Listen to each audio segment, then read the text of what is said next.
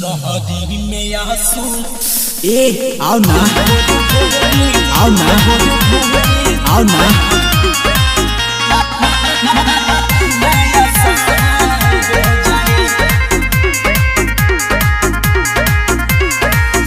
जब माने लू अपना दीवाना हो हम इसको मारब तराना हो।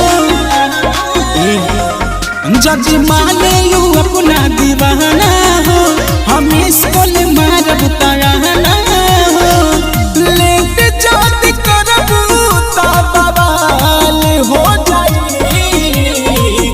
भोरे भोरे धनिया खोटे यहाँ घर के बहरी रहरी में आंसू नया साल हो जाए। भोरे भोरे धनिया खोटे यहाँ घर के बहरी रहरी में आंसू नया साल हो जाए।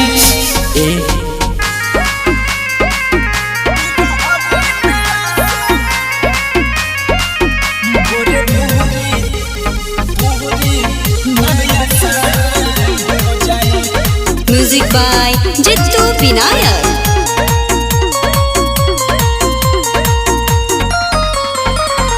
चढ़ली जवानी के लिह तू माजा ओढ़नी में बांध के तू लइह पूरी ताजा। चढ़ली जवानी के लिह तू माजा ओढ़नी में बांध के तू लइह पूरी ताजा। होई जे जोर जो के काल हो जाई।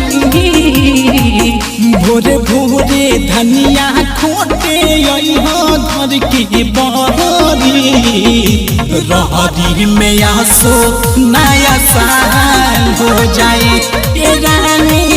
भोरे भोरे धनिया खोटे यहाँ घर के बहरी रहरी में आंसू नया साल हो जाए।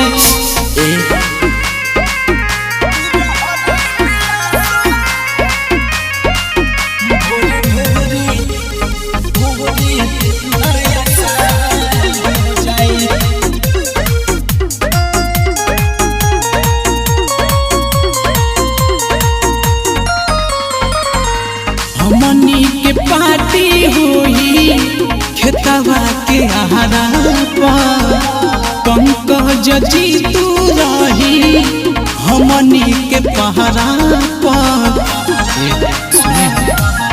आए है हाँ हमनी के पार्टी हुई खेतवा के आहारा पर प्रेमी सोहेब रही हमनी के पहरा पर।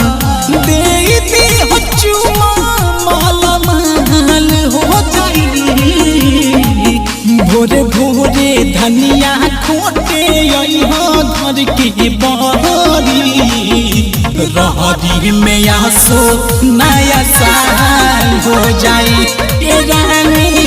भोरे भोरे धनिया खोटे यहाँ घर के बहरी रहरी में आंसू नया साल हो जाए। अपना धुन रिकॉर्डिंग स्टूडियो हाजीपुर।